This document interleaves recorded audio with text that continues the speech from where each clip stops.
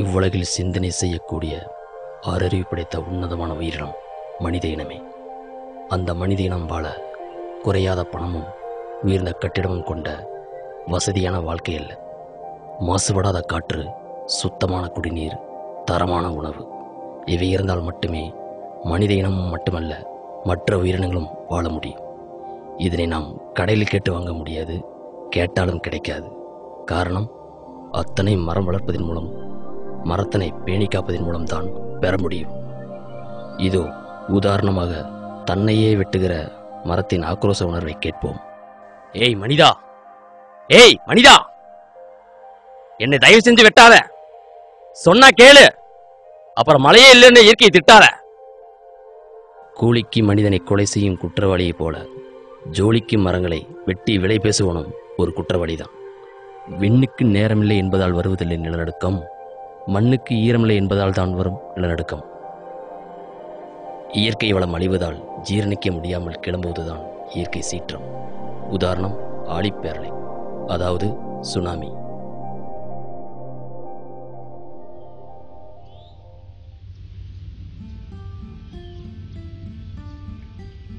இப்படி கூலிக்கு மரத்தையே கொலை செய்யும் காடு வெட்டிகளில் ஒருவர்தான் இந்த பூமிநாதன். என்னம்மா கங்கா, சாப்பிட்டியம்மா?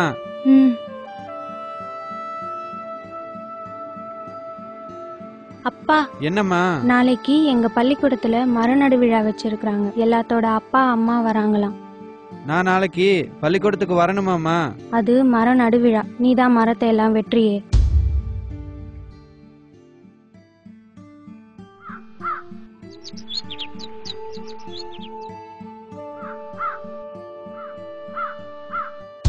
அது மரநடு விழா, நீதான் மரத்தை எல்லாம் வெற்றியே.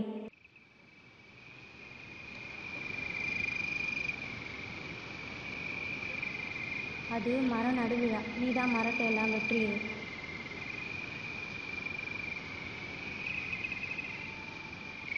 அது மரநடு விழா, நீதான் மரத்தை எல்லாம் வெற்றியே.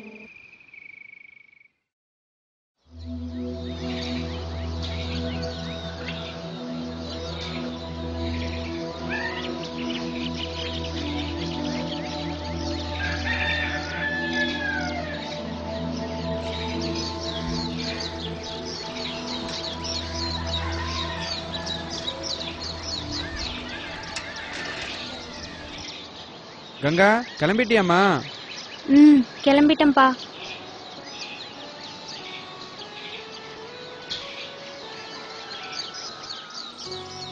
அப்பா மேல கோபமா? இல்லப்பா.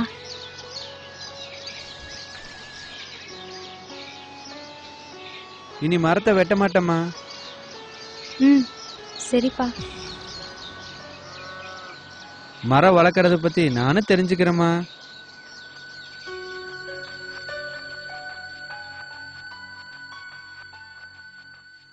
உலக சுற்றுச்சூழல் தின விழாவிற்கு வருகை தந்திருக்கும் பெற்றோர்களுக்கும் மாணவ செல்வங்களுக்கும் முதற்கண் வணக்கத்தை தெரிவித்துக் கொள்கிறேன்.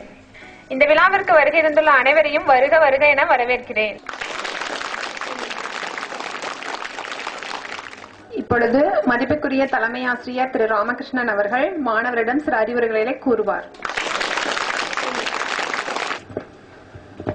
செந்தமிழே உயிரே நருந்தேனே, செயலினை மூச்சினை வணக்களித்தேனே, நைந்தாகிலும் நைந்து போகும் என் வாழ்வும் நன்னிலை எனக்கெனில் உணக்கம் தான் என்ற பாரதிதாசன் வரிகளை சொல்லி முதலிலே அனைவருக்கும் எனது முதற்கண் நன்றியினை தெரிவித்து, மரம் நடுவிழாவினுடைய வாழ்த்துக்களை நதி போல முன்னேறி செல்லுகிற இந்த மாணாக்கர்கள் மத்தியிலே மரம் நடுவிழாவினை பற்றி பேசுவதிலே உண்மையிலேயே பெருமை கொண்டு, நாம் எத்தனையோ விழாக்களை கொண்டாடி வந்தாலும் இந்த மரம் நடுவிழாவின் நிகழ்ச்சியை மறந்து மறுவேளைக்கு சென்று விடுகிறோம். இன்றைய தினம் காற்று, உணவு, நீர் கிடைக்கின்றதென்றால் இது நமக்கு கிடைத்த முக்கிய காரணங்கள் மரங்கள் தான். சுதந்திரம் கிடைத்த முதல் 20 ஆண்டுகள் நாம் நன்றாக இயற்கையோடு ஒட்டி வாழ்ந்து வந்து கொண்டிருந்தோம், இயற்கையை நேசித்து வாழ்ந்து வந்து கொண்டிருந்தோம். அதற்கு பின்னால் இந்த மாசுபடுகிற சூழல் காரணமாகவும் குறைபாடுள்ள குழந்தைகள் பிறந்து வருகின்றது என்பது ஒருபுறம் உண்மையிலேயே மனது மிகவாக கூறுவாட்டாற் போல் ஒரு நிமிடம் பலிக்கிறது. ஆகவேதான் நாம் இந்த மரம் நடுவிழாவை மாணாக்கர் மத்தியிலே மாணவிகள் மத்தியிலேயும் கொண்டு சென்றால் மிகவும் சிறப்பாக என்பதற்காக சிறப்பு செய்ய முடியும் என்பதை நினைவிலே நிகழ்த்தி, அதே போல மழை நீரும் கிடைக்கக்கூடிய நேரத்தில் அதை சரியாக முறையாக பயன்படுத்தி சேமித்து வைத்தோம் என்று சொன்னால்தான் நாம் வருங்கால சந்ததியினரை காப்பாற்ற முடியும். இல்லை என்று சொன்னால் நாம் எப்படி சீமெண்ணைக்கென்ற அங்காடிகளிலே வரிசைப்படுத்தி நின்று கொண்டிருக்கிறோமோ அதே போல நாம் தண்ணீருக்கும் வரிசையாக நிற்கிற காலம் விரைவிலே வந்து கொண்டிருக்கிறது. மழை நீரையும் சேகரிக்க வேண்டும்.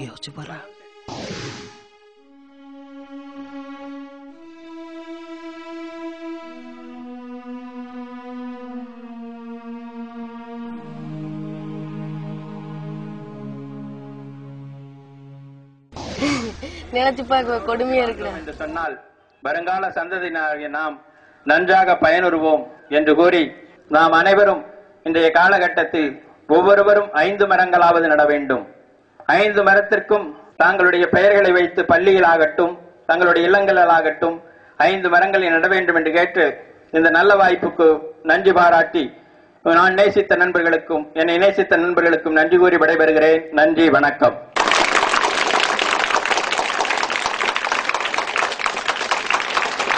இப்பொழுது திரு அன்புகுமார் அவர்கள் நன்றி உரை வழங்குவார். இவ்விழாவினில் கலந்து கொண்ட பள்ளி மாணவ மாணவிகளுக்கும் மற்றும் சிறப்புரையாற்றிய பள்ளி தலைமை ஆசிரியர்களுக்கும் நன்றி கலந்த வணக்கத்தை தெரிவித்துக் கொள்கின்றேன்.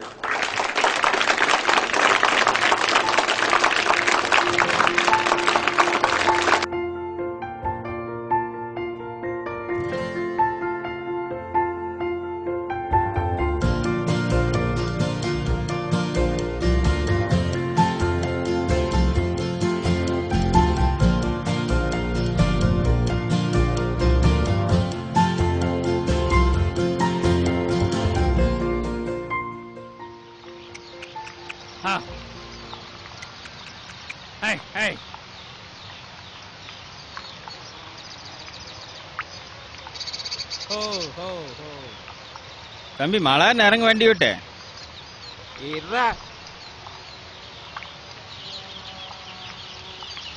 ஏதோ பண்ணிட்டு இருக்க மாதிரி இருக்கு.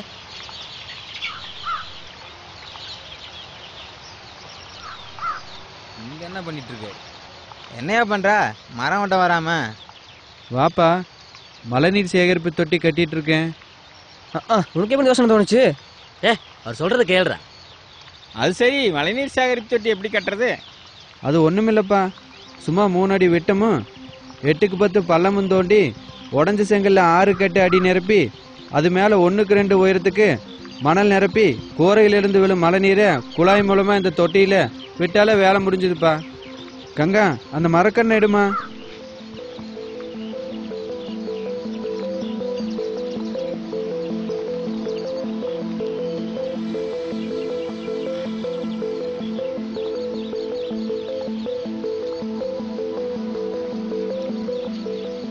அப்பா அப்பா, இந்த மரத்துக்கு என் பேரே வைக்கலாம்ப்பா. சரிடா தங்கா, ஆசைப்பட்ட மாதிரியே வச்சிடலாம்.